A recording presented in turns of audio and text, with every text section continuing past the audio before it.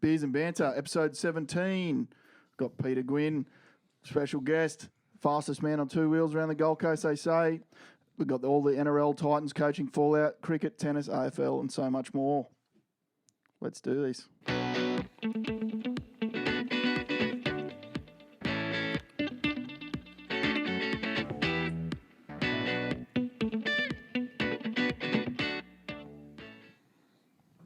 Welcome to the Sweaty Box. Pete, how are you? Thanks, Matty. Yeah, good. Thanks for having me, mate. Not a problem.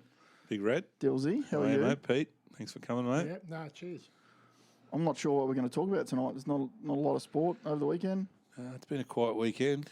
The old eyes are struggling to stay awake after a full night in front of the TV last night, but Huge, wasn't it? Unbelievable. it was awesome. Where do you want to start? Let's get the Titans out of the way, eh? Where do we always start? I'm gonna admit straight off the bat, I didn't even watch the game this week. Giving up. Went out for dinner Friday night and planned to watch it when I got home on replay. Saw the score and didn't bother.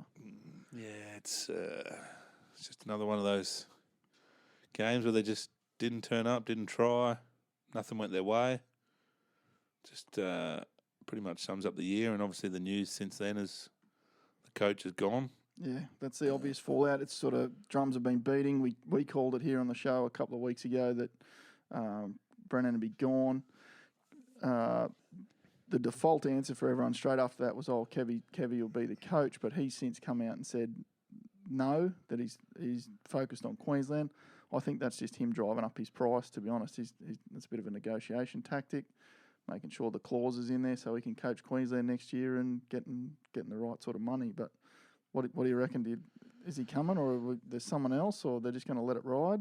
Well, I mean, he's obviously the Gold Coast have been looking towards him for a while now. He's obviously probably the number one target. He has publicly said that he's not interested, but funny things have happened. I think it's, and I was talking to off air before, a mad NRL mate in Sydney, and as he said, it's a massive decision for the Gold Coast now. They're sort of at the crossroads as far as a team. It's a critical time.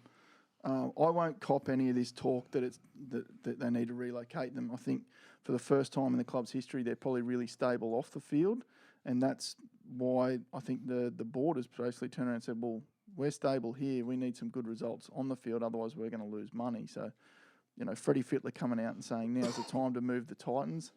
I won't cop that. The first team that should be moved is the Roosters. They get no one to their games. Don't talk about Titans crowds. I think Gold Coasters get a bad rap for not turning up to the footy. We've still got an average crowd of 11,000, which, it doesn't sound impressive when you talk AFL, but when you talk an NRL, that's actually not too bad compared with some of those Sydney teams. So I don't want to hear relocation in regards to the Titans. They just need a good, successful coach, and they can start getting some runs on the board. Yeah, and I think obviously the buck now falls with Mal Meninga. Hopefully he's the one that's going to be making the decision. The board is obviously made up of business people and not football people. Mal's there with that real football brain, and I think it's got to come to the fore and make the decision and get the right man there, and hopefully we can attract a few players. And we said it before, the Gold Coast is a very fickle location for sporting teams, and if they're not winning and they're not getting the results, people just don't go. Yeah. Do you think Mal becomes a deterrent for a potential coach? Like, if you're a Tim Sheens or a Craig Bellamy, do you actually look at the Gold Coast and go, yeah, do you know what? I don't want Mal Meninga looking over my shoulder. The Titans isn't an appealing job for me. Yeah, I mean, could that be part of Kevy's problem? He doesn't want to be in Mal's shadow. Well, I would have thought Kevy and Mal had got a pretty good relationship, and if anything, that would probably help Kevy make a decision with Mal being there. But obviously Mal's been there since the start of the year. This mid-season review, or whatever they like to call it, review, has been going on for the last 5 or 6 weeks. Yeah, they didn't even wait for it to be delivered before. No, well, it was obviously. That's obviously in the review that it was going to happen. So I think that was better to get it out of the way sooner rather than later. But I guess what I'm trying to say is how much input has Mal actually had into the coaching side of it. He said all along that he's come there as a football manager, head of football. Yes. But to let Garth Brennan do his job and coach in the side, how much he's interfered or not. I don't know. Yeah, I think it's so critical.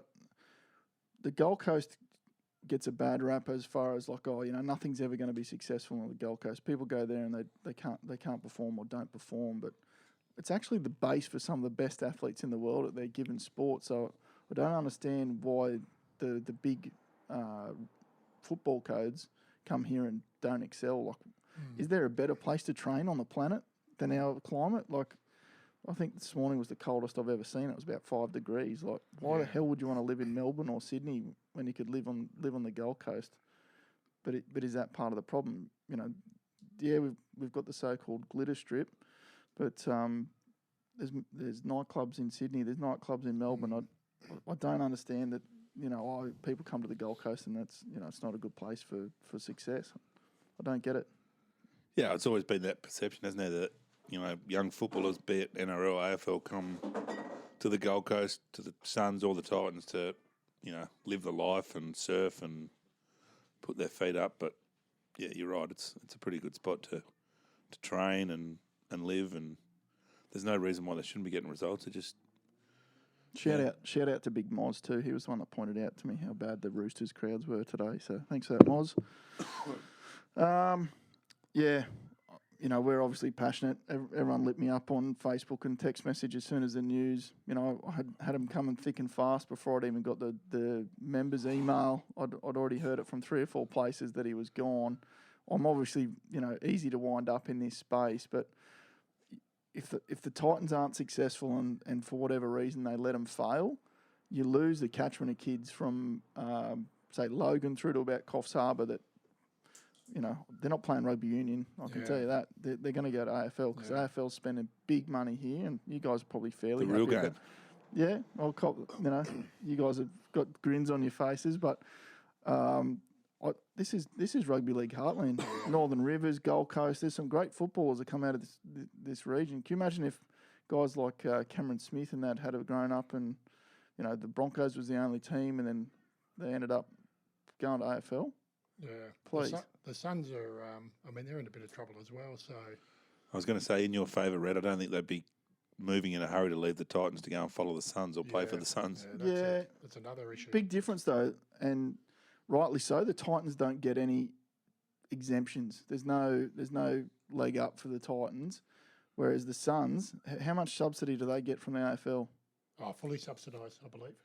Yeah, I don't know the specifics, but you got to remember the Titans have been propped up by the NRL for they were owned the last couple of years. But we don't get salary cap exemptions. We don't get draft picks. We don't get any sort of leg up when it comes to the actual competition. So whereas does that still happen in the AFL? Like the Lions for a long time, they got salary cap exemptions. I think the Suns didn't they? When they first came into the comp for a few years, they got higher draft picks and special exemptions. Yeah, they got the pick of like 20 of the best kids. Yeah. They sort of wasted that. That's gone now. But I actually sat next to an AFL legend on Friday, and I sort of said to him, "What?" It was Richard Champion. Actually, he was a good fella. Had a good chat. Did he know who you were? Yeah, he said, "Oh, you're Big Red from Beers and Banter." Signed a couple of things for him. Anyway, shout out to Richard. He's a good bloke. But I said, "Well, what are they got to do?" And he just like stability. They've rolled through 3 captains.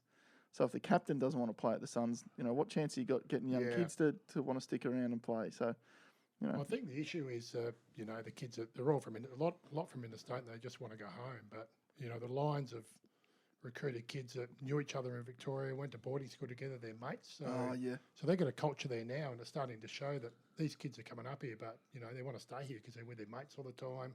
They've got something to do when they first get here. Yeah. So right. I think they've got to look at. It's got to be the culture. I mean, it's not up to the AFL to create a culture for the Gold Coast Footy Club. It's up to them to create a culture that wants to keep people here. So I think I've said it on the podcast before. I just don't understand what Craig Bellamy says different to every other, or maybe Craig and Trent Robinson and maybe 1 or 2 others, that you can just tell that they demand excellence. And if they say jump, the players say how high. How is that not the case at every other club? yeah. And people say, the Titans, it's the 3rd coach they've sacked. There's no other club in the comp other than Bellamy and Robinson that would have had any sort of stability. Broncos are on their third coach since. So it's only our third coach in history. So Cartwright, Henry, Garth Brennan over 11 years. It's actually not that bad. No. When you look at South Sydney have gone from Maguire, Seabold, Bennett. Broncos have gone Henjack, Griffin, Bennett, Seabold. You know, look at any other club. Warriors would have been through half a dozen.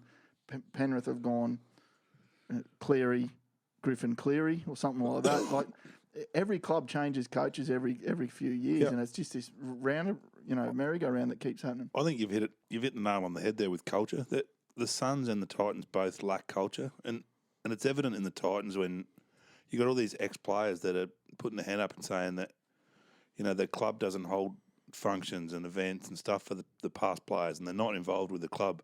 You look at these other clubs, Collingwood in the AFL, like they've got this culture of years and years and years of history of results and past players and a culture within the club. The Suns and the Titans just don't have it. I nearly just blurted out at you what's culture, but you've nailed it. What you build the club on. You build the club on results and history and past players and. We'll push back though. They got Preston Campbell does a good job there, and you see a lot of engagement, and maybe, and to be honest, a lot of the people online that are commenting, maybe you shouldn't even listen to them because they're not invested in the Titans. The only people's opinions that really matter about the way forward are maybe the members of the Titans themselves.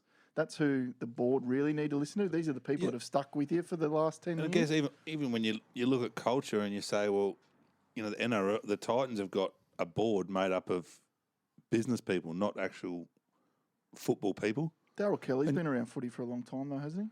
Yeah, but you look at other clubs that have got that culture and they've got past players in their coaching, legends like Manly have got Desi Hasler, an absolute legend of the club. That instantly builds culture. That's part of the culture of Manly, and the players that come there feel part of the culture. They want to be a part of it moving forward, and yeah, I don't know. I just think we've got to somehow find some culture or build a bit of culture. And I reckon if I had $1 for every time you'd said culture, we'd nearly be able to pay Junior's Jaffa officer. It's big. That's what clubs are built on. Yeah, it comes from the leadership, doesn't it? So they get a big name in there and someone that everyone looks Absolutely. up to. They'll.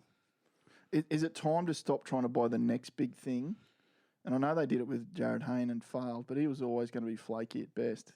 Do they need to throw like a real heap of money at one of these real marquee players, or is it, or have they finally got the model right, which is the team is finally full of kids that either grew up on the Gold Coast or originally from the Gold Coast? Like that is the only good thing I see about our roster right now. But it's the majority of the people from Southeast Queensland. There's not a whole lot of Sydney guys there that want to retire on the Gold Coast. Do you think they have got it right though when you look at their two big recruits from last year, Peachy and Boyd, and we're paying Boyd big dollars. Cartwright, you can throw him in there. Cartwright was a couple of years ago. Three big recruits in the last couple of years, and two of them are two of our worst performing players this year. We just sacked the coach that was responsible for them, so that probably tells you a story. That is probably the key, is that the big recruits that really should have polished off our roster for the year have been duds, and is that too harsh? No, yeah, they've been pretty average. So that's probably the key, and he was the man that brought him to the club. So maybe that was part of his undoing. Before we move off the NRL, spear tackle, haven't seen one for a fair while. Probably legitimate spear tackles probably since, and even Alex McKinnon's wasn't. But I can't believe Ricky Stewart's coming out and trying to defend that player and saying, "Hey, he shouldn't have been sent off." Like that's as spear tackle as it gets. He's picked him up, he's lifted from the legs, and then he's driven him into the ground. Like it's not like he let go halfway and thought, "Shit, got him in a crook position." That was driving into the ground. That tackle there is what puts shivers through the mother's spines and stops the kids playing footy. I can tell you now. Yeah, I was actually watching the game live when it happened, and straight away I thought it's not good. And the referee called him straight over and had no hesitation in sending him off. And I think they said it was the first send off in maybe 2 or 3 years. Yeah, no. Definitely the first send off this year. First send off for a spear tackle in 24 years. Heard it this afternoon on the radio. Yeah, so I mean it's obviously the NRL are big on protecting players, and unfortunately we had the serious injury you talk about a couple of years ago. I don't want to ever see that happen to a kid again. Like, no. That's something that's been removed from our game, and I think everyone should be happy for it. And I think the action, he got him into a dangerous position, but then he actually drove him into the ground. Yeah. And I think that's what really... It is touch and go. There's millimetres in that probably just been a real solid, hard tackle. Yeah. But the fact that he just sort of lifts him and then drives him. He tips and drives him. That's where it sort of all went wrong. But, yeah. More big news. I don't know if you saw this. Steve Folkes was named as one of the players that was showing signs of CTE. So rest in peace, Steve Folkes. He passed away, and obviously they kept those names redacted the other week, but his family's come out and said... Redacted? Is that the right word? What's redacted? It's like the CIA documents about Area 51. They're all redacted. They're all blacked out. So he obviously nominated for his... Prior to his death, he obviously nominated for his brain to be... part of the research. And it certainly sort of created a bit of discussion. We were having a bit of lunch yesterday with some family, and sort of I've been trying to go back and look at... I've had a few concussions, growing up, and the question... That makes sense now. It probably does, and, all jokes aside. But I don't think most of them weren't from footy.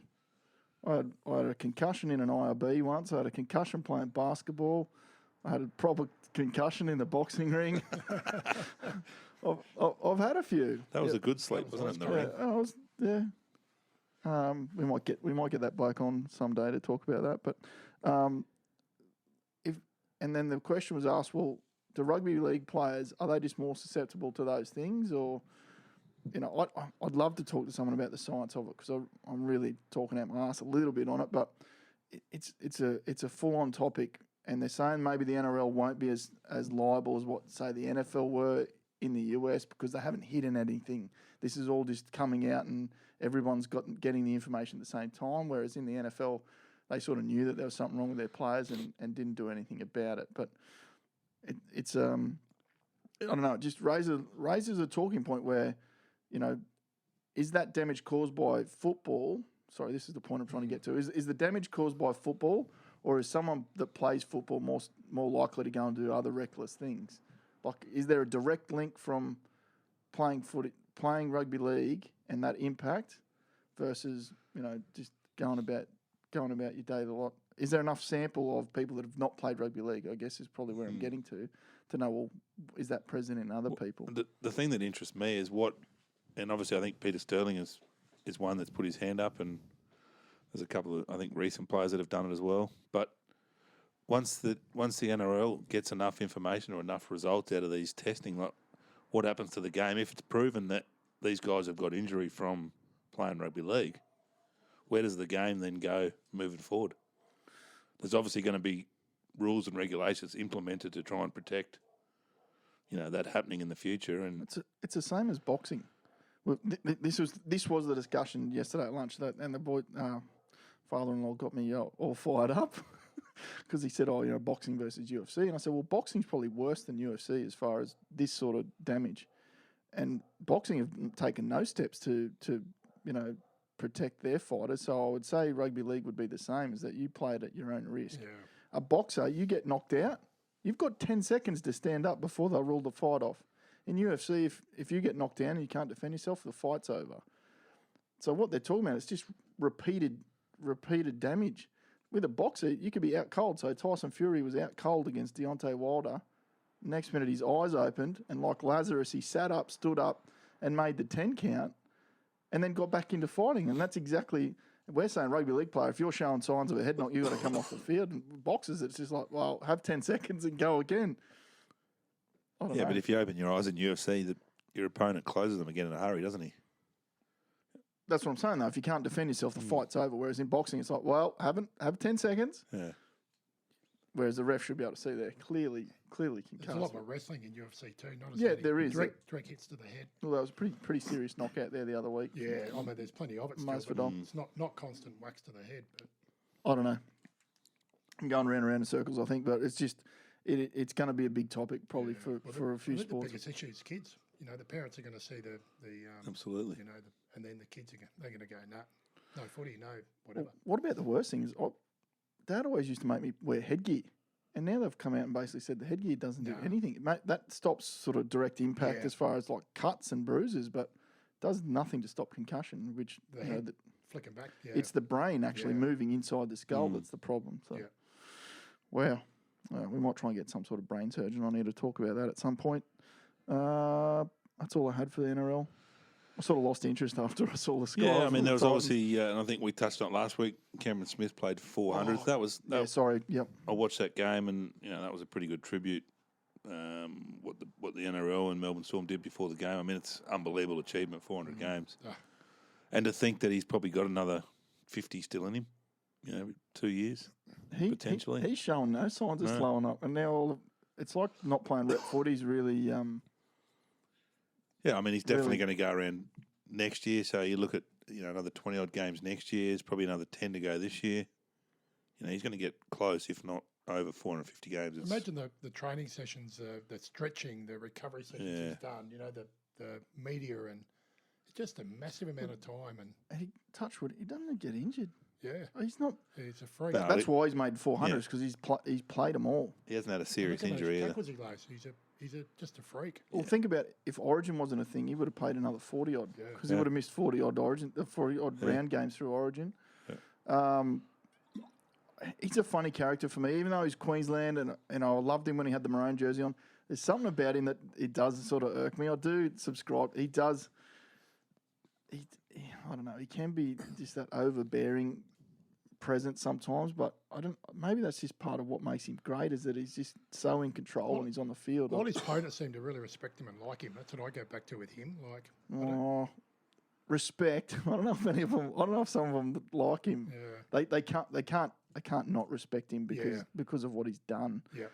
Even Paul Gallant, I think, probably was one of the ones that had to admit that just massive respect for him, even though he was on the wrong end of a lot of Cameron Smith's results. But love him when he's playing for your team, so Queensland, Australia. But when he's playing against you, he's certainly dominant. Well, and you put into perspective, Benji played his 300s on the weekend, and you think how long Benji's been around for. Like Benji came in the comp as a 17-year-old. Yeah, seems like he's been around for years, and he's 100 games behind him. Well, he's what probably stopped him is his little jaunt into rugby. Probably affected his talent. Yeah, he missed a couple injuries. Of years there, but it's an awesome achievement. 400 games. So we're talking a little bit of Suns. They're obviously got the same sort of battles as the Titans. Who's their coach at the moment? Stewie Dew. Is he a big name? Is he a dominant coach, do you think? No, he's been through some good programs. Sydney and Port, I think it was. Sorry, Sydney and Hawthorn. Hawthorn he was. Yeah, so I think he's. Who was the Essendon Bombers coach that went to help with GWS to set them up? Kevin Sheedy. Do you reckon that's a big difference? Like, new club, you can't have a new coach, you know what I mean? Like, Titans have basically had rookie coach, not bad coach, rookie coach. Suns, Rodney Eade was a fair coach, so wasn't he, I suppose? No. Debatable, I think he was at the end of his time when he... So you know where I'm going. Like, if a new club needs a big presence from that coach is building that culture that you want to talk about and building that expectation, those KPIs of how you need to perform. The obvious comparison. GWS are kicking on a lot better than the Suns is where I was getting at. And that's the obvious comparison is GWS against the Suns because they came into the comp at a similar time. Yeah. And when you look at where they're at, and GWS have played in the prelim the last couple of years and been a premiership contender. For me, it comes back to management, recruitment, everything else. The Suns just haven't been able to attract that same player that GWS have, and they've both had similar draft picks. There's just something at the Suns that they just haven't got the right players. Yeah. Admittedly, they've lost 3 or 4 of probably their best players in the last 12 months, 2 years. They look back and say Ablett was a mistake? I would say. I reckon big mistakes initially with the Suns. I don't think he ever wanted to be on the Gold Coast. Yeah. I think they had their opportunity and didn't have the right management in initially. Yeah. And then it's gone downhill from there. And now they're trying to rebuild. It's a long way back. Yeah. I think they're a lot further than the Titans because they could probably get marquee players, but no one's going to come and play for the Suns now. So yeah, right. They've got probably 5 or 6 years of development. Yeah, I mean they were in the hole 2 years ago, and they've somehow gone backwards from where they were 2 years ago. Yep. It's they're a long way off the mark, and they're now back to. We spoke about it just earlier, but they had draft concession picks earlier on in their establishment, but they're now back. They're on a level playing field now, and obviously they're going to get some higher draft picks because they're lower on the ladder, but.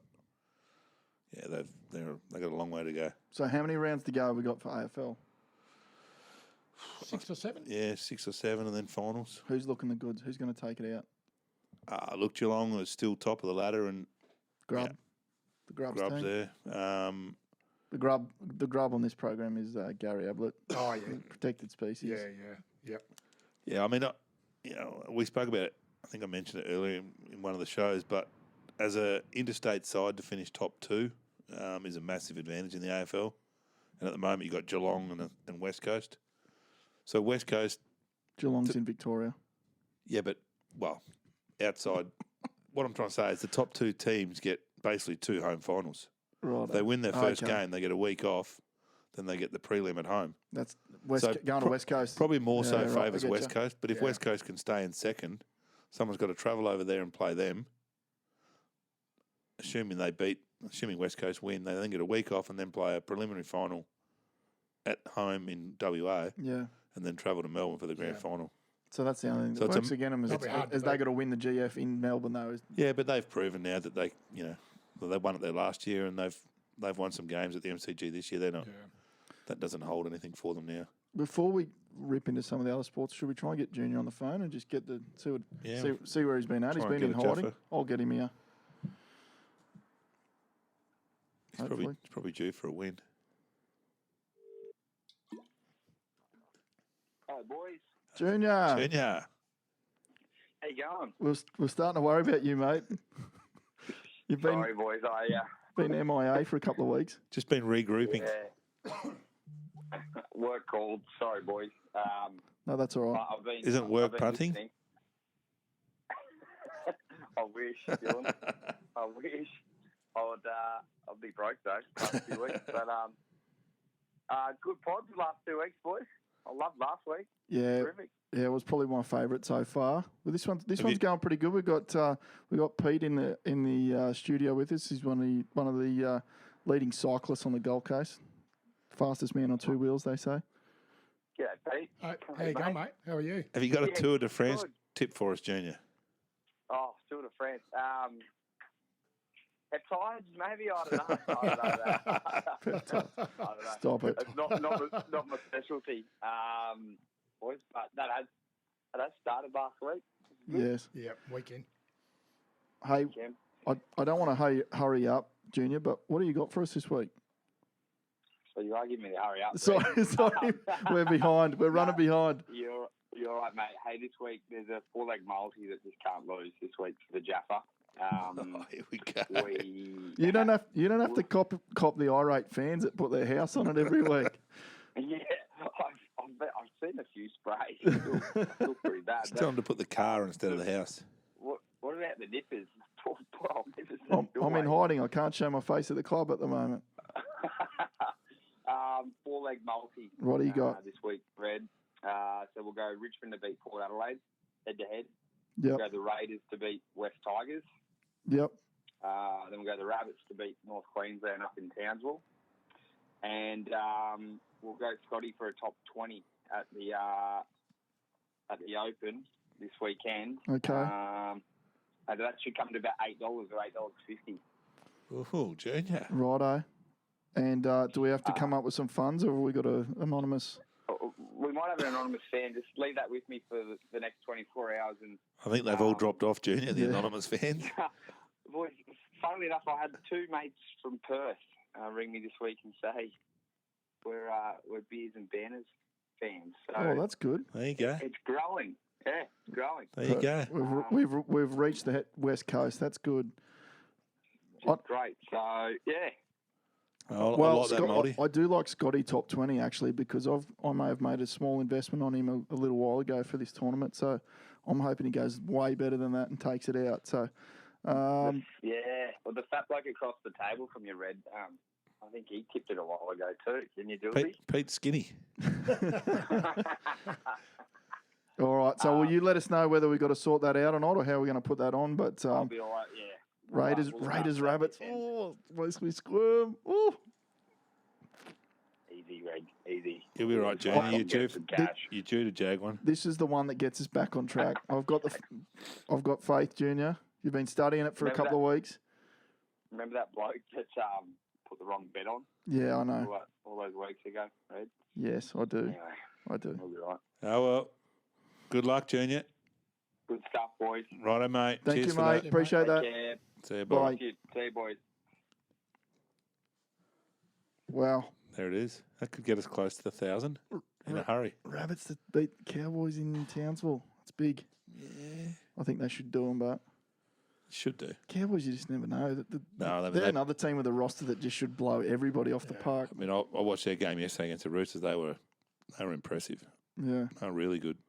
So we'll get that bet on, and hopefully we'll go close to Nice. sorting out the nippers. I really want to get into Pete's stuff. A couple of big things overnight. Super over. I'm sure there's plenty of shows talking about that. Massive finish to the Cricket World Cup. Gut wrenching for the Kiwis, though, right? Yeah, sure. I mean, just quickly, I watched it live on the TV last night. At the same time, I had the phone going with the Wimbledon final, and they were actually playing the tiebreak in the tennis the same time that the Super Over was going on. Oh, really? So that was pretty cool. But for me, the rule that doesn't sit well with me, or not the rule, but the way what probably influenced the game at the end there was when he went for the run and the Kiwis threw the ball in and hit Stokes' bat, came off his bat and went for 4 byes.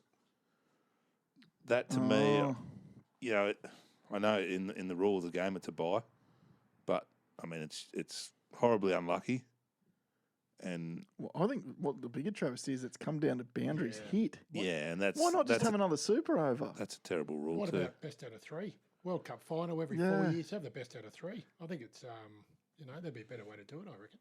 Yeah. I mean, it's like getting to the tiebreak at Wimbledon, saying, "Well, Federer wins because he served more aces during the 5 sets." I mean, that's just stupid. Terrible. Well, as it was, they cut the Wimbledon short. That was like 25, 24 or something in previous years. Yeah, it used to always go on, but that was a new rule they brought in at 12 all. They played tiebreak, but yeah, terribly unlucky, the Kiwis. I'm off the tennis a little bit, but I really enjoyed Dylan Alcott winning on the weekend. I watched that game. He's clearly dominant in that sport. That was his doubles partner, and he sort of blew him off the court. The guy can talk. He's got great charisma. I'm a big fan. He could be my favourite Aussie athlete at the moment. Yeah. Just what Flavin... won a Logie too, a couple of weeks ago. Won a Logie. Yeah. He's on fire. What's he up for next? Yeah. I see him at the Oscars. You look at a guy that's in a wheelchair and been in a wheelchair his whole life. Yeah. And his outlook and his perspective on life. Amazing. And how happy-go-lucky he is. Yeah. It's awesome. Yeah, we heard him talk at the Club Clips of luncheon last year, and amazing. He's a champion. Yeah. Righto. Tour de France. That's we've That's what I'm here for, right? Yeah, we've dialed you in. Sorry, we've taken half an hour to no, get here. It's all good. I don't know a lot about NRL, I must admit. But no, that's all I know right. a bit about the tour. Sports in general, though. It's yeah. And we'll get into some of the things that you've done as well. But I think people that are in cycling and even just like not professionals like yourself, like I use the word amateur, but I think you're anything but amateur. So like triathletes and cyclists and guys that are in life-saving and Ironman and stuff like that, they're more committed to their sport sometimes than the dudes that we were just talking about for the last half an hour. Off the drink, eat perfection, train 6 or 7 times a week. Like, I don't know. I've always wondered how guys that don't get paid to do their sport can be so disciplined, and then guys that are getting paid $1 million a year. Yeah. Or eating meat pies and drinking beers. I've always said, and Pete can probably shed some light on it, but I've always said that the guys that do the Tour de France are probably some of the best athletes in the world. I mean, to do what they do for, was it 2 weeks? Yeah, 3. 3 weeks, and to ride that amount of kilometres per day, every day, through the hills at pretty good speed, they're finely tuned athletes. And definitely some of the toughest. Yeah. They just, it takes a lot of, it's a very grueling sport. So mental as well as physical. Yeah, absolutely. Yeah. So who's looking the goods over there at the moment? It's pretty open, actually. The top 3 of the top 4 from last year are out, so it's a bit of an open field. So there'll be a few rubbing their hands together, thinking, this year's my year. There's a couple of, there's one French guy, Thibaut Pinot, who's looking pretty good. Yeah. Like he's like, it's still to get into the main racing yet, but he's like only a couple of seconds off the main guys, and looking really strong. So he's probably my number 1 tip at the moment. Yeah, right on. There's a couple in Team Sky. Last year's winner is, he's looking quite good as well. And there's another young lad, a Colombian named Egan Burnell from Team Ineos, which is the old Team Sky. Yeah. Only 22 years old, but he'll win the Tour 4 or 5 times in the next 10 years for sure. He is pretty much a freak. Wow. He could win it this year. So yeah, any one of those 3 at the moment, I would say, are looking good. I used to lose a lot of sleep when Cadell was riding. I used to follow on the app or the SBS app or on it. I've been trying to do it a little bit, but there's been so much sport going on. Last night there was half a dozen things that you could have watched.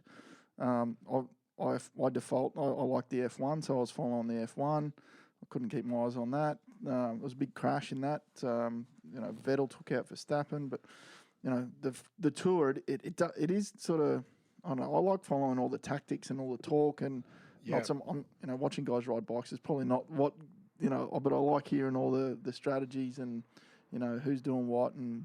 Yeah, you hit the nail on the head. It's a bit of a drama. It's a bit of a 3-week drama. Yeah. When you get to know, who doesn't like each other, who's working together. Yeah.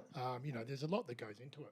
The team owners are on the phone to each other all the time, or the directors in the car. So there's different tactics working. So even the team makeup. Correct me if I'm wrong, but the team makeup, there's guys there to protect. So when Cadell Evans was riding, he had guys that actually protected him or looked after him in certain areas of the race and. Be it the climb or the sprints or whatever it was. Yeah, that's right. So there's guys that are just sacrificial lambs there. Basically, Yeah, so you've got sort of different, there's people in the team for different reasons. So the idea is to win it overall or win one of the jerseys. So, there's guys there that'll just sit on the front all day because obviously it's quite easy. Well, it's much easier sitting behind another cyclist. So they're just domestics who, look after the main GC guys. Yeah. The main riders are only at 100% of heart rate or max at about 16% of the whole race. Yeah, right. Yeah, the rest of the time, if you're sitting in a pack of 300 riders, it's not... You're going to be having espresso. Pretty much. Short black out the back. Yeah, There's hope for you yet, Red. I'd be having a mocha, that. I find I was listening to some coverage this morning, and one of the commentators said that I think today was a rest day or yesterday was a rest day. Oh, it's coming up. And they were talking about what's involved with a rest day for these guys, and it's not a rest day like we would have. They actually get out on the bike and go for a ride, and albeit not as far, but it's they're unbelievable athletes. You've followed the Tour before. You've been over there. Yeah, been over it twice and done a number of the stages, and it's amazing. It's just crazy. One climb I was up in Alpe d'Huez once. There was 1 million people up there. Watching. Yep. And they come up, they start at 12 during the day and then they ride up in the afternoon, so it's really hot. Yeah. You get there first thing in the morning because it's packed and it's a bit like a footy game. There's guys walking up with warm cartons of beer at 7 in the morning. and they're not really cyclists, they're just cycling supporters. They're just you could get me into this sport yet. Oh, mate, it's a big day up there. You could get into a lot of trouble and it's just one big party up there. And, there's people camp there for a week to watch them go past once, but it's just so much passion. It's amazing. Good fun. Yeah, it's special. Beautiful really scenery too.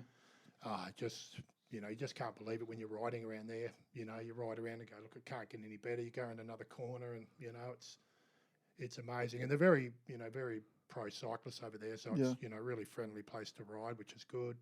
Lots of paths. Food, beer, everything. It's just a good. It's a cultural event. Like it's a big road show, isn't it? Oh well, it's like under the AFL Grand Final every day for 3 weeks, pretty much. Yeah. If you're into cycling, it's just magic. Huge when it comes to your town. Like you imagine being a kid that circus is coming to town. That'd be unreal. Yeah, well, we rode through the stages before, 2 days before, and they're resealing all the roads, like full resealing, just because the tour's coming through there, and everything to do with the town's all been done up. It's a massive travelling show. Yeah, it's amazing. How clean do you reckon the sport is now?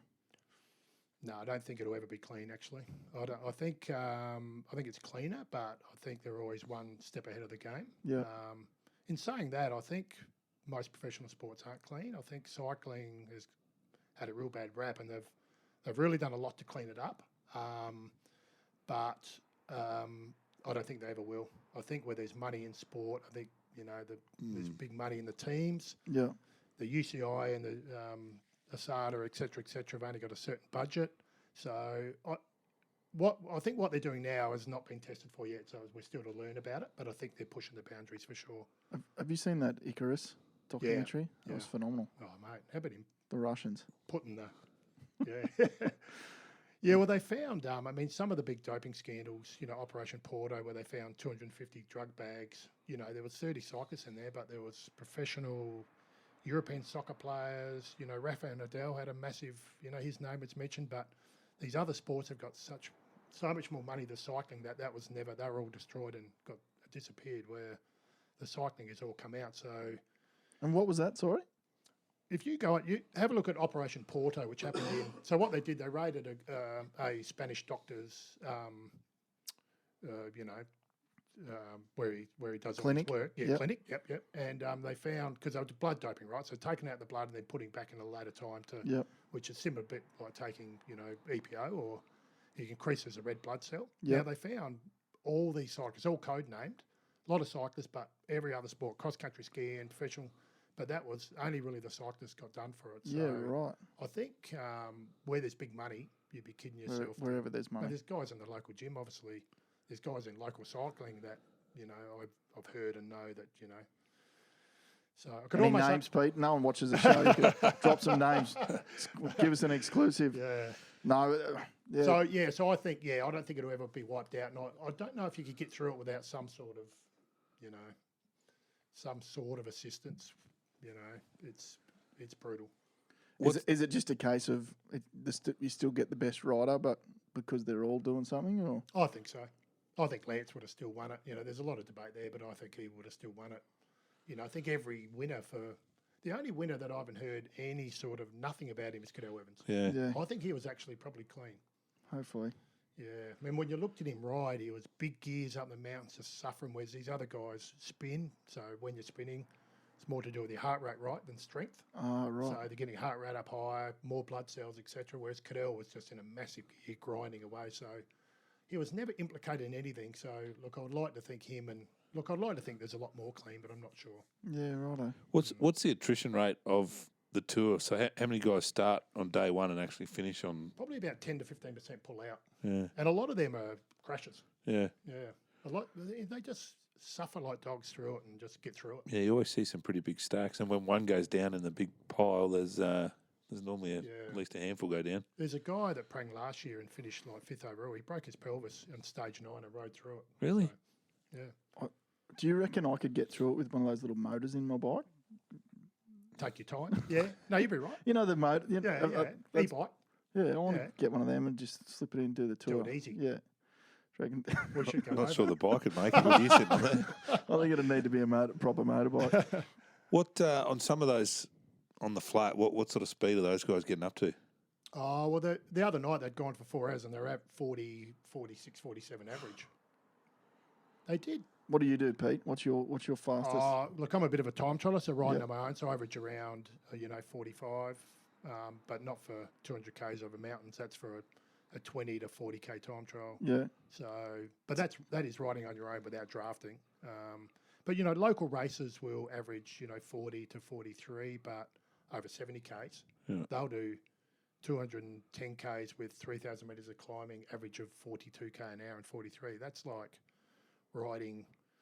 Well, the hardest race in Australia is the Grafton to Inverell, and that's like 3,200 metres of climbing. And the leaders there, the local guys who average 32. Yeah. They did 4,000 metres the other night and averaged nearly 40k an hour. Wow. So it is insane. Unbelievable. It is. So you are a former Australian time trial champion. You do move pretty quick on the bike. Some might say you've got the most enviable bike collection on the Gold Coast. You've been talking to Dane Murray. I have. Yeah.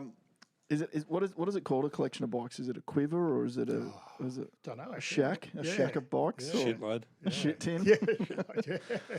Yeah. How many bikes total you got in the garage? Probably about 5 or 6, but turn them around a bit. But yeah. And That's not including kids, obviously, but there's a heap more with them. But you know, you're not famous, but I would say you're successful. You run a successful business and successful sport. There's something about your mindset that when you put your mind to something, you're good at it and you can excel. Where does that come from? So I'll give people at home a bit of a background. You've completed the Hawaiian Ironman, which, you know, I can't imagine that there's not a lot of people that have done that. That takes a lot of, you know, just as much physical ability, but mental strength to get through these events that you do. Yeah. I mean, with that is, you know, it's a constant getting up same with business. You know, it's a constant getting up every day, and you know, if you have a shit day or bad day, you just come back the next day, put it behind you. You know, switch it off and go, just forget about that. Yeah. Same with business, or you know, anything you do, as you guys know, you have those periods where it's hard. You just got to put that behind you, keep going till you reach your goal. And sort of when I did Hawaii, I set the goal to do that, and then when I've come into business or anything I've done, I've just taken that same mindset. Yeah. So you know, going right, this is what I'm going to do. I'm going to get there. Just pretty much keep going until I get to where I want to be. Write my goals down, all those sort of things. I would say you come from a successful family. You've got some brothers and sisters that are quite successful in their fields. Yeah. Yeah, sorry, Matt. Go on. Not well, you know, the you know, it's fairly famous a story, Australian Rules. That was the book? What was the book's called, that was my brother Phil, so he's a writer, so he wrote a book called Deadly Under, which won Australian Book of the Year, and then he wrote a film, the screenplay for the film, which is Australian Rules. So I watched that a little while ago. That was a powerful movie. That was a powerful film, and essentially about your upbringing, your childhood. Is there something from those tough times that makes tough people? Yeah, I think there is. It's you know, I mean, I've got 7 older brothers and sisters, all very successful. So you know, when you look where we come from, it's easy to go. You know, I suppose it's easy to say, well, woe is me, but none of us have ever done that. We've all been driven. Well, before we started recording, we were talking inside about kids in schools and a nice safe place and no bullying and all this sort of stuff. And it's like, is that good for our kids or bad for our kids? Yeah, it's a good point. I think.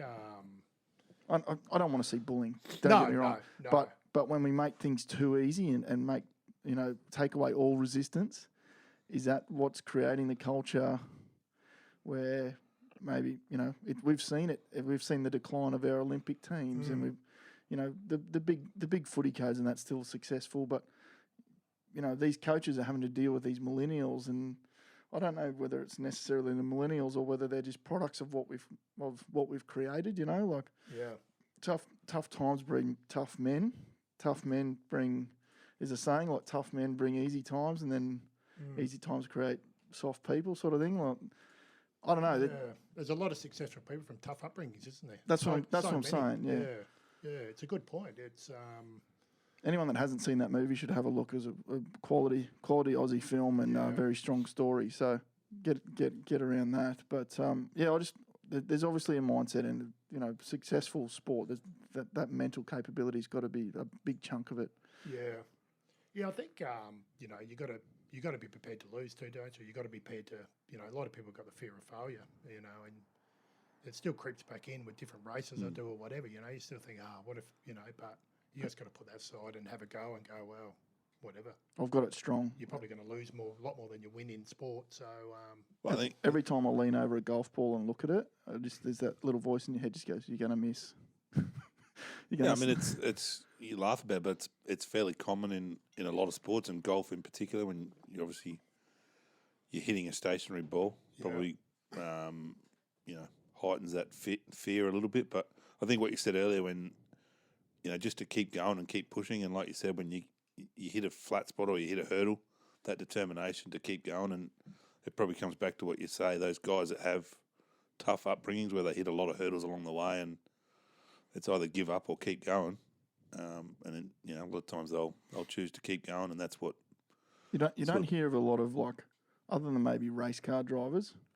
You don't hear a lot of success stories. Oh, dad was a billionaire, kid had everything he ever wanted, grew up to be the toughest man on the planet. Like, this doesn't happen. No. You don't hear it much, do you? No, it's a good point. It's always people that have had to graft and grind and work their way to get to where they've got, and know what, I don't know, they've had to work hard for everything that they've ever got, and that makes them the best I could be wrong. I could be missing the mark, but I reckon there's something there that in adversity that breeds successful people. I think life experiences and what people go through as being human is what builds them into who they are, and then that's what they use in times of, in your sporting life or your business life. You use that history to build, and and that's what gets you through and keeps you moving forward, I think.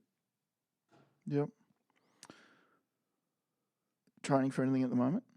Yeah, got the Aussie titles coming up in about 2 months in Adelaide, and then there's a 6-hour race in the US that I want to do, which I've put my name down for. I have to be accepted, but 6 hours, so you're in the car? 6-hour time trial. In the car?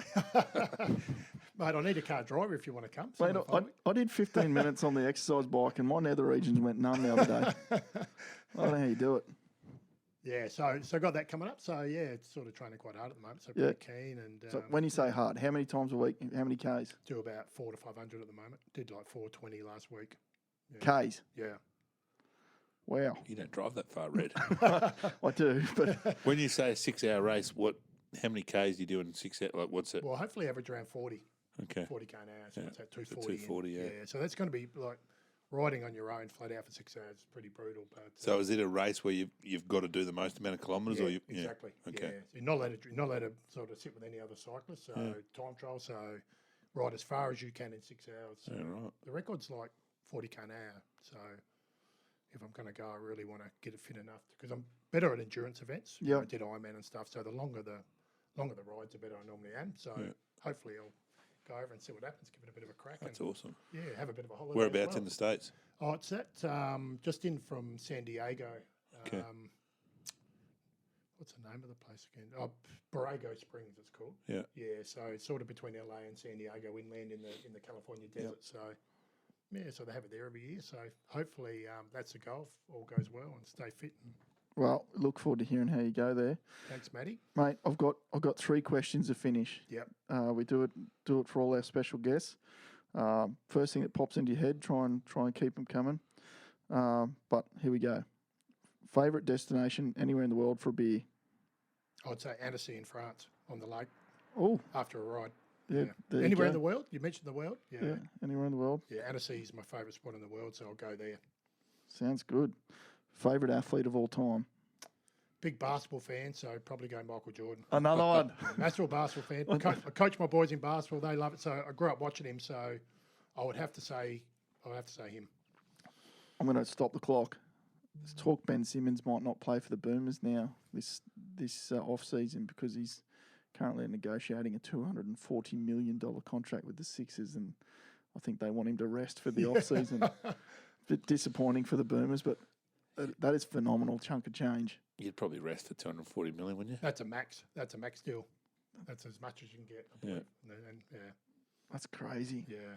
It's funny, Jordan. I don't think it's we've about the 4th time Jordan's come up. Jordan, I don't know. He's probably. I mean, I've only been to the cycling later in life, but yeah, he'd probably be as a kid. I loved him. We talk about him. I don't know what his family background was, but that's a guy that couldn't make his high school basketball team. Yeah. So adversity, he worked and worked and worked and worked and worked. Well, his dad got murdered, didn't he? Got shot. Did he? Did he? Yeah. Oh, that was late in life. Yeah, though. That was what Yeah. ended his basketball career the first time, sort of that's thing. right. He went and played baseball and did Space Jam and ended up back playing basketball. But LeBron James and Russell Westbrook, they're all come from hard backgrounds, don't they? Yeah, absolutely. Yeah. Keeps coming up. MJ, I should show you my basketball cards, but that's another pod. Last one. Any 4 people from history, you can have them over to your place. Who do you invite and what are you cooking on the barbecue? Oh, just steak and salad, I think. That's an easy one. That's a hard one. I'd go Jordan, Nelson Mandela,